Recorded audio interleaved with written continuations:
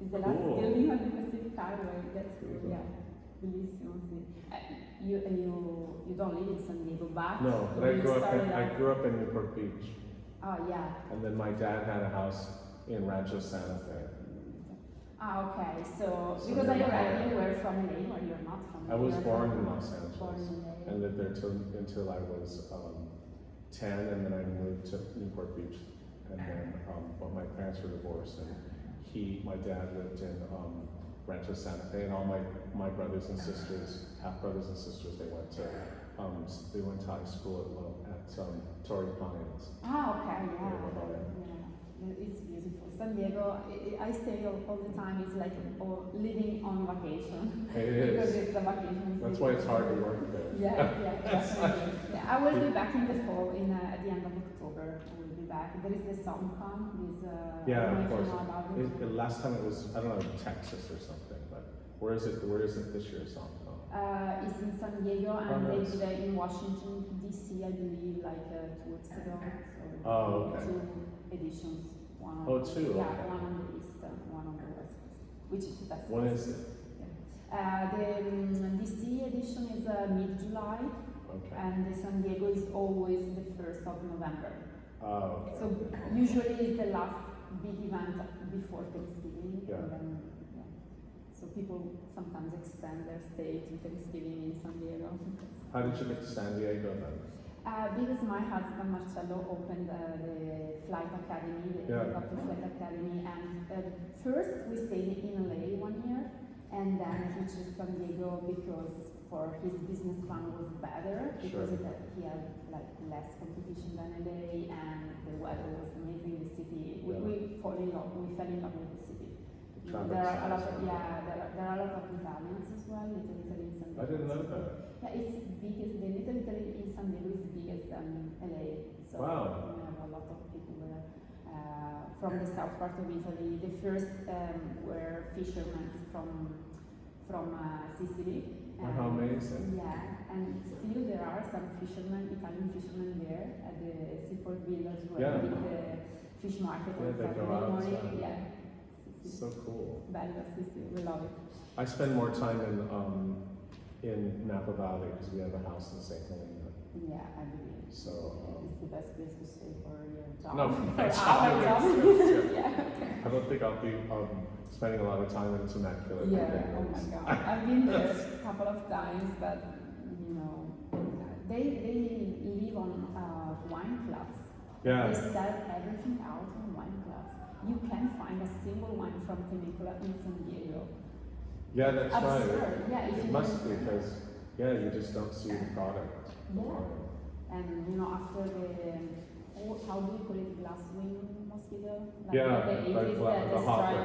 They destroyed everything. Glass they hopper. started to ruin like the reputation of the wine country. It's very hot and dry there. Yeah, and they don't have a style, so they are just like all the producers are growing. Trying to be like Paso Robles, I think. Oh yeah. So making bigger wines, using Syrah, more Rhone varietals. But I haven't really spent much time there. Occasionally I taste wines. There's some good wines there. But like you said, they have a direct to market. You don't really see them. Yes, and this kind of direct market, in my opinion, don't allow them to grow like in quality, because they just sell out everything in wine club, in cheap wine clubs actually. Yeah. So they have no interest in investing and growing as a wine country. So that's the problem for Temecula too. And they're doing better in Baja, like in Baja California, just Valle de Guadalupe, just across. I made wine there. Oh really? Yeah. It was called El Sueño. The dream. Oh really? Yeah. I have to go and visit. In 2005, 6, 7, I went to Valle de Guadalupe and I bottled a old vine Carignan, and then I made a blend of Nebbiolo and Cabernet. Oh, Nebbiolo. Yeah, and then I did a harvest there as well, and I think we crushed some Zinfandel. But it was before it became super.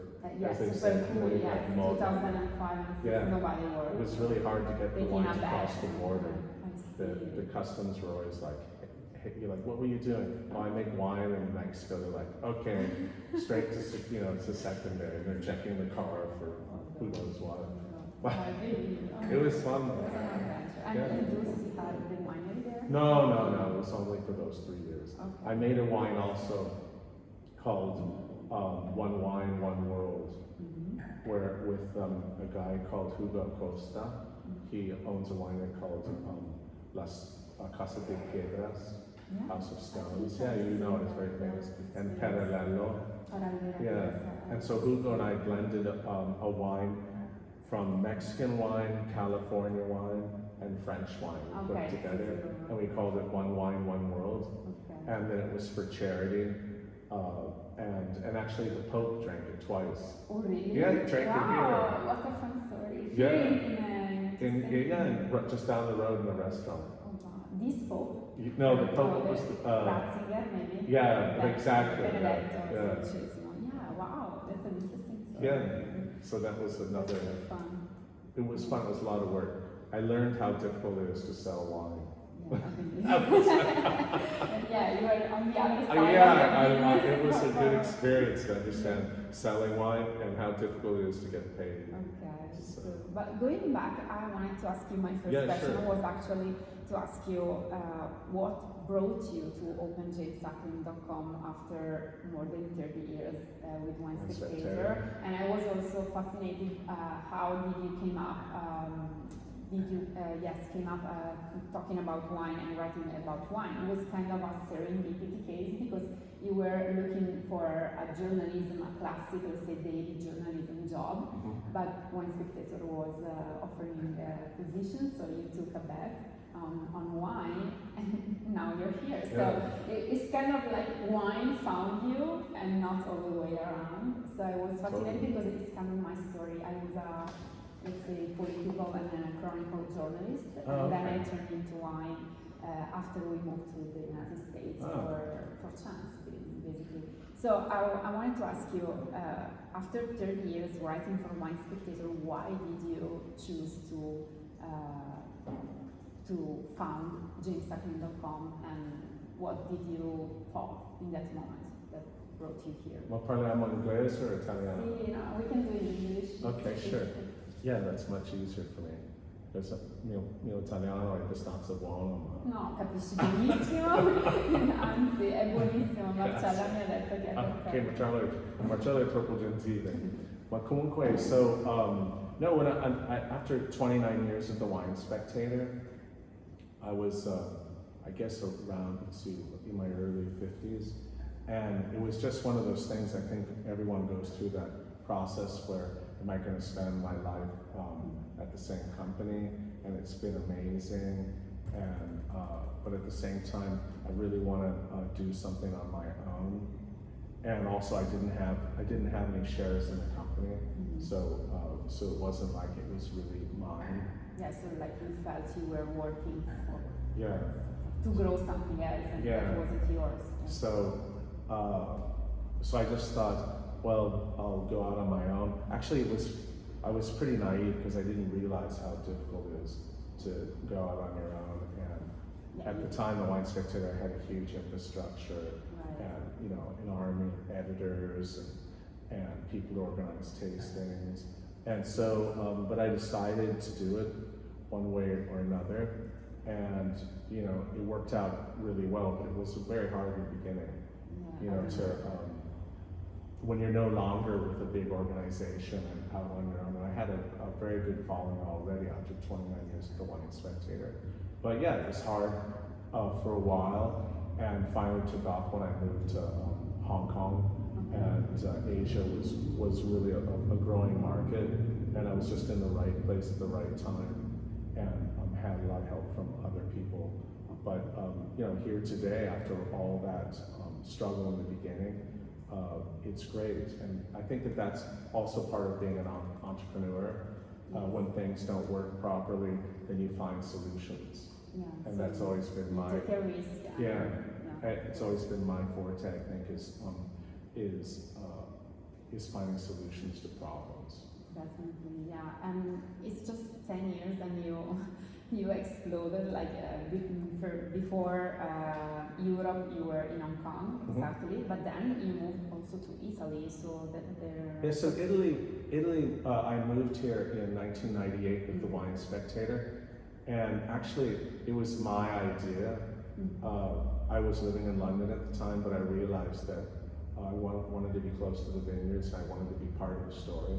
And you know, as a journalist, that I'm really believe in new journalism, and that's being part of the story. I studied journalism in undergraduate and also in graduate school, and I could see an amazing story emerging with the 1997 vintage. And first I thought, oh, I'll go to Bordeaux, but Robert Parker was so firmly entrenched there, and I was always going to be number 2. So I thought, where can I go and really make my name? Yeah, and Italy was obvious. There was only Burton Anderson and maybe Nick Belfridge as foreigners covering Italy well. And I could just see with the 97 vintage, I tasted the wines from Barrow, they were fantastic. And they seemed to be a benchmark for a new wines, modern wines. The vineyards had a frost, the wines had slightly more concentration, they were cleaner. At the same time, there was a generational change. My generation was taking over winemaking and viticulture in Italy.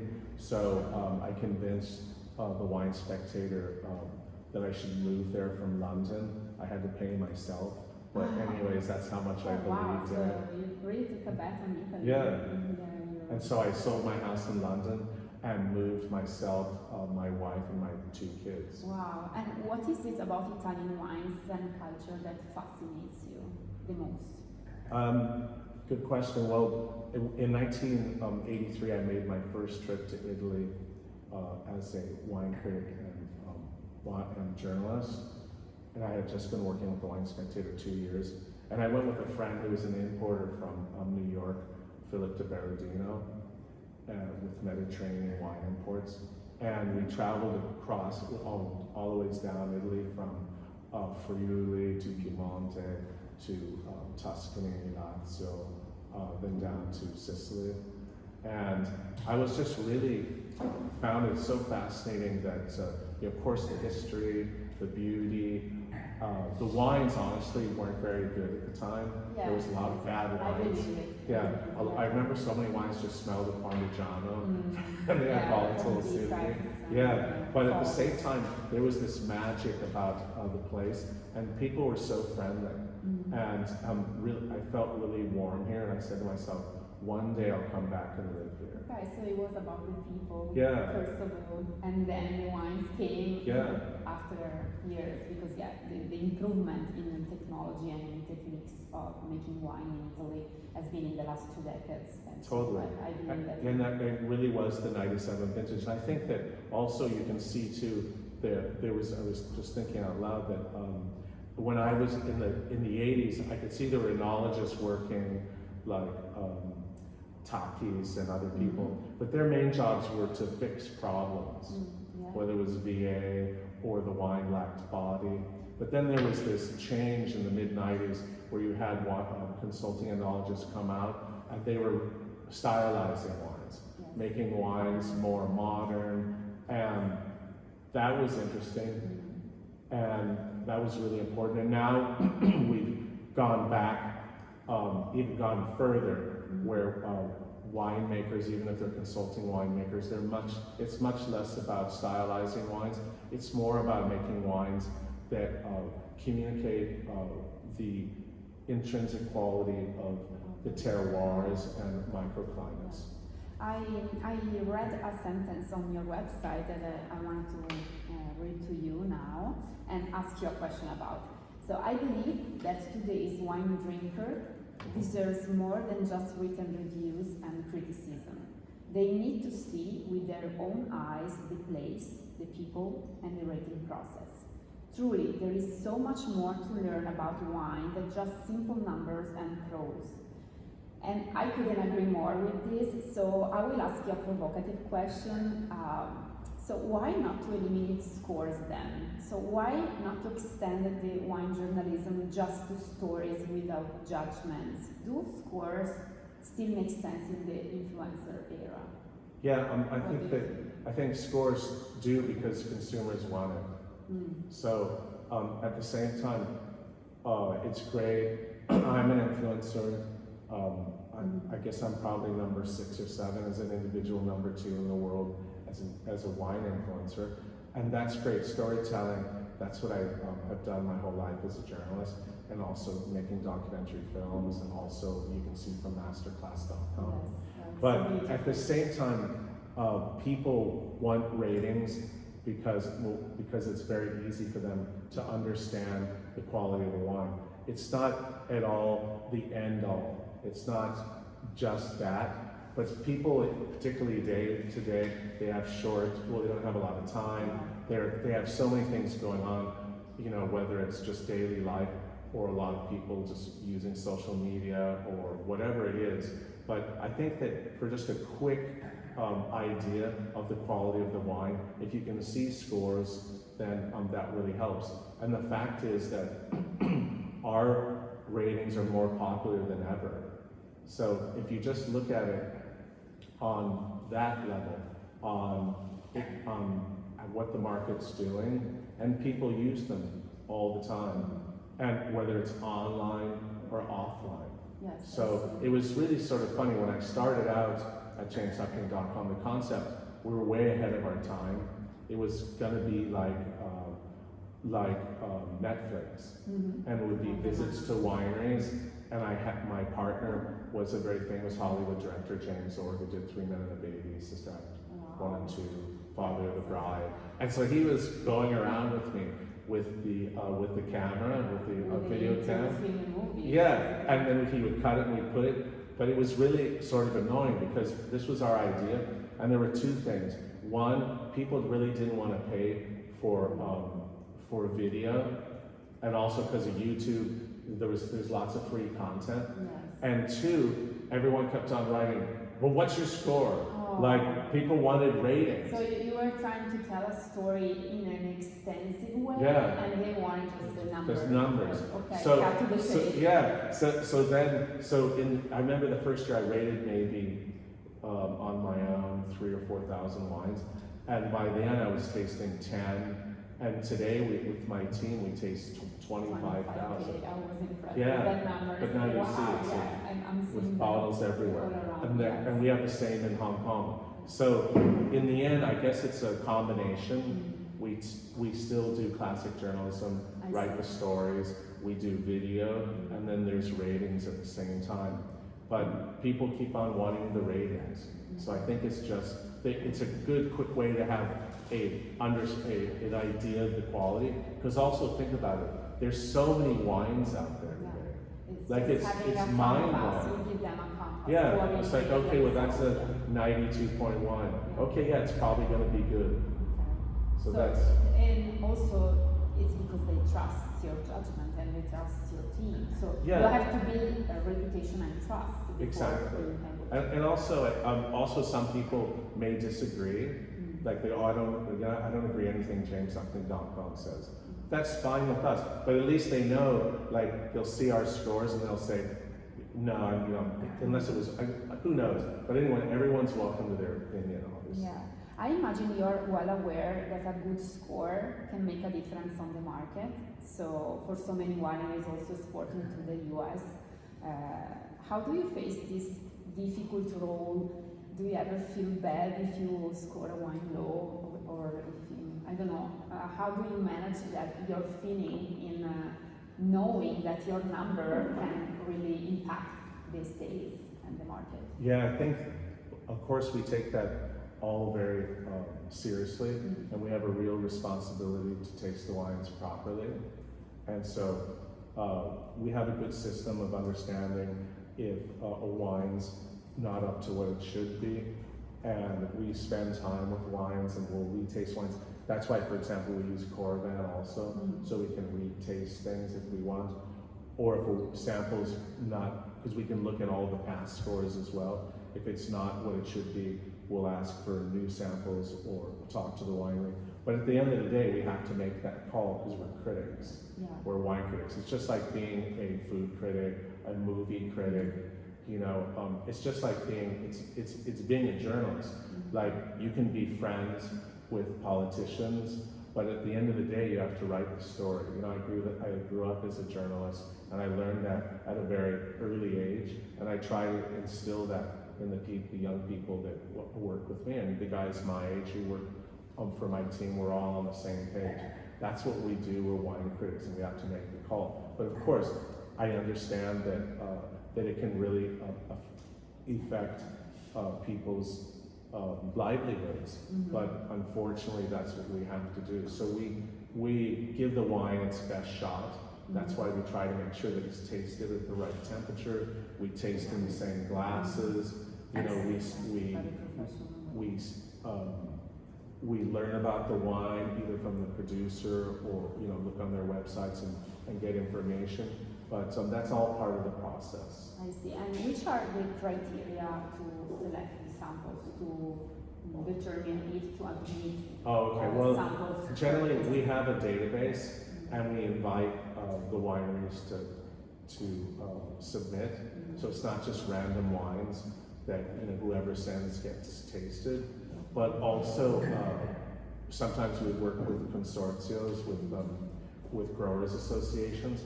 Like this year we asked Abruzzo to send us wines and Campania, because also we don't want to just always taste the same wine. We want to actually find some hidden gems, and that takes a lot of work, because you taste a lot of wines that may not be the best quality, but that's part of the fun too, is to find new wines and learn about them. And do you consider also the availability of the wine? Yes, thanks for asking. In fact, when we go to, for example, we're going to New Zealand after this, at the end of September, all of us, Claire and Nathan and my wife, and we already sent out a letter to like 400 wineries, and we said, please only send us wines that are currently available in the North American market, or Europe or Asia. It's pretty much the world. But wines that are only sold locally, we have, you know, less interest in.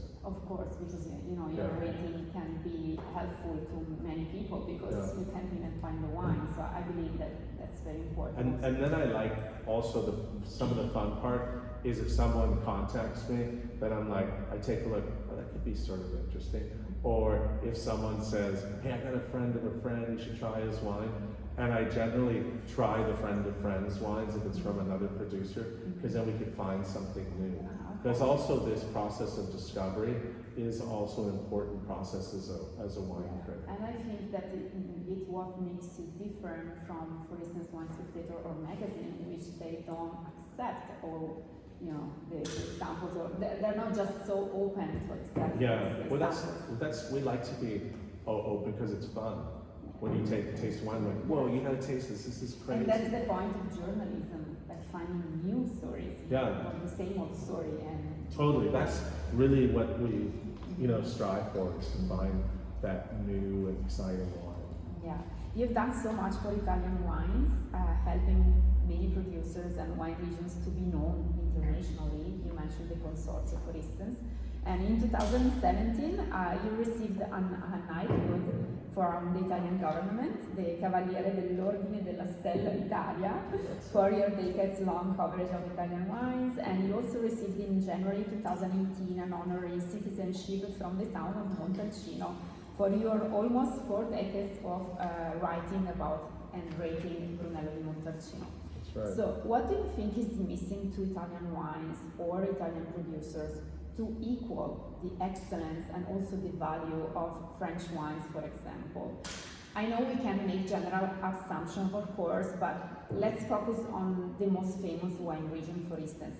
Why the most expensive Barolo still costs a fraction of the most expensive Bordeaux or Bourgogne? Well, I think that will we be talking about like Giacomo Conterno or something that's around $1,000 US a bottle, and Burgundy's now, you know, DRC, Domaine Romani Conti can be even up to 10,000, crazy stuff right now. And there's just such limited production, and there's wealthier people in the world, unfortunately poorer people as well. and that's a whole other discussion. But the fact is that it just depends what sort of market you're talking about, because I think that sometimes people just focus on the most expensive prices. But if you look at, for example, the U.S. and Canada, Italian wine is much more popular than French wine. Yeah, that's true. You know, Look at the yeah, Prosecco way. but even not inexpensive. And like the other day, I was talking to the owner of Total Wine. I had lunch with him, and they have a $2.5 billion wine business and $2.5 billion spirits and other alcohol business, so $5 billion total. And he just says, yeah, everyone wants to drink Italian wines right now at every price level. And why is that? Why do you think is that? Well, I think that people really like the style of the wine or the character of the wine. I hate to use the word style. I'm trying to stop using it, because style means that a winemaker's stylizing it, but we're really looking for real character and quality. But I just think that it's with the times.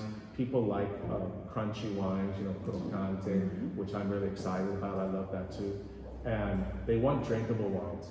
And I really believe in drinkability, and I think that that's what drew me to Italian wines in the beginning, was the drinkability. And also I always liked Italian wines, how Italians always describe their wines, because it always inevitably comes up with like what they're going to drink it with, right? Like, oh no, questo va bene con la pasta di mia mamma. Because for us, like, wine is for food. Yeah, and I think that that's really what makes wine, or Italian wines, so attractive.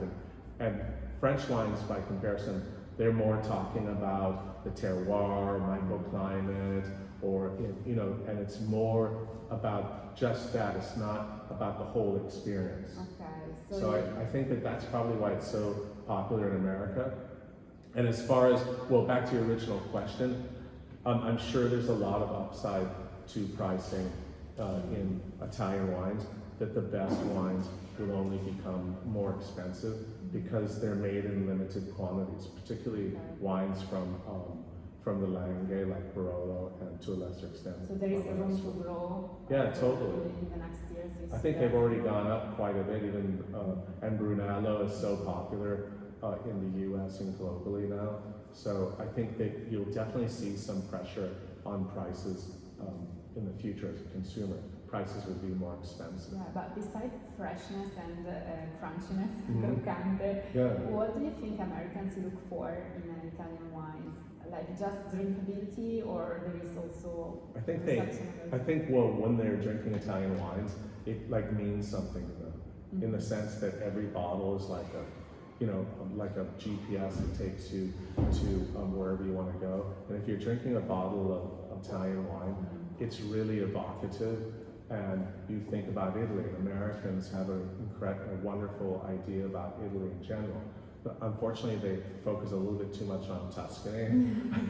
They're obsessed. Yeah, Tuscany. Sometimes I think, like, if I'm in Sicily, they think Sicily is southern Tuscany. If I'm in Langhe, they think it's northern Tuscany. Okay, but Tuscany changed. Yeah, but I understand it. It is, I live part of the year here. I've been here since '98. But I really think that drinking Italian wine just takes you there. Yeah. Of course. And talking about, you've been here more than now, 20 years. Yeah, 3 years. How do you picture yourself in 10 years? So what's your vision for the next 10 years, the evolution of JamesSuckling.com and your personality? Well, it's interesting because I hadn't been back to Italy since September 2019 because of COVID. And so I was I shouldn't say locked up, but I was in Hong Kong all that time, and which was great. I love Hong Kong, and most of my team's there, and we have a restaurant there, so it was really fun. But when I got back to Italy, and now I was actually thinking about it this morning, now that I've been here, it's so great to be back in Italy, and I have really close friends. But what I like also is the community. Like, here, if I go to the pharmacia, if I go to the bar, if I go to the small market, everyone knows me. They're like, hey, Howard, Jack, and Isabel, my kids. They make you feel you belong. Yeah, and I do belong. Yeah, you do. And so I really value that. And then it's a lot of work, but I've enjoyed tasting so many Italian wines. And this year we went down to Sicily, where I met your husband, and that was amazing. Really, we were so excited about Sicily. You was inspired. Yeah, that's the right word, inspired. That finally Sicily, you can really start to see more high quality wines that really reflect where they're from. And it's not just Etna. Etna is a unique, incredible place making wines, and I'm really obsessed with it. And yeah, and we'll definitely spend more time tasting it. I first went there in like 2003 and hung out with Marco Di Grazia and some other producers, with Benanti. But the quality in the place has really evolved. It's grown a lot. Yeah, it's really exciting. But also I think Nero d'Avola, particularly in Pechino area, is really making some exciting wines, and Nero's finally come into its own. But Vittoria, all these different areas are really making exciting, unique wines. And if you match that with Sicilian food and Sicilian ingredients, it's just stunning. And so I think that's one of the big so maybe exciting your next places. step will be Sicily? Yeah, I don't know. in 10 years? Who knows? But I'll definitely still be in Italy. Okay. And also. And about your business, like JamesSuckling.com, there are no projects coming in, or basically, where do you see yourself in 10 years? I think JamesSuckling.com is going to continue on the path that we're on, and that's tasting probably 30,000 wines a year. I mean, I had an idea of 50,000, but that you who have to knows? expand Yeah, your staff, team a lot, yeah. But it's really been fun too. Like I'm 63 now. It's been fun to work with younger people and pass on knowledge and ways to work, and that's really important to me now. So somebody will take over. Yeah, I'm sure. Yeah, I think so. The funny thing is, people ask, well, when are you going to retire? But at least for now, like, what would if I retired, I'd just do the same thing. I'd taste wine. So yeah, right, exactly. Yeah, that's the beauty of doing what you love. I mean, that's right. There's no border between job and your life, because you feel so happy and fulfilled that you want to do that. And wine's such a great subject. You were a journalist, and I wrote about politics, and I was a general assignment reporter as well. Me too. Yeah, which was fun. It was a good buzz, and lots of fun energy and fun writing stories. But wine is even more enriching, because normally there's a story in every person, a story in every bottle, and in general you meet such interesting and nice people in wine. Yeah, and it's always good news, I say. I was used to tell bad news all the time, and now I always talk to happy people, fulfilled people, inspiring people. So I'm happy to write about wine. That's what I like it. That's why I like it. I choose it. So yeah, I think we can understand each other on that. Yeah, so thank you so much for your time, for this interview, and yeah, we'll see you again. Okay, now we will have some wine together. Okay, that's it.